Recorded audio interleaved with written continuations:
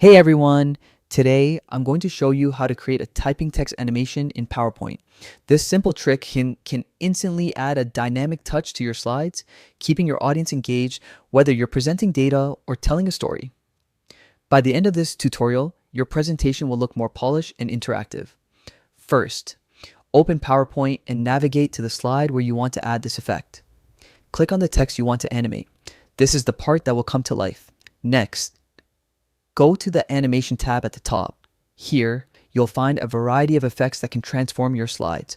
For this tutorial, we'll start with the appear animation. This makes your text pop onto the screen, serving as a foundation for the typing effect. Once the animation is applied, click on the animation pane. This tool is incredibly useful because it lets you see all your animations in one place and make precise adjustments. Right-click on your text animation in the pane and select Effect Options. Now comes the magic. In the Effect Options window, look for the Animate Text dropdown and select by letter. This setting makes each letter appear individually, mimicking the look of someone typing on a keyboard. Adjust the speed if you want a faster or slower typing effect, then click OK.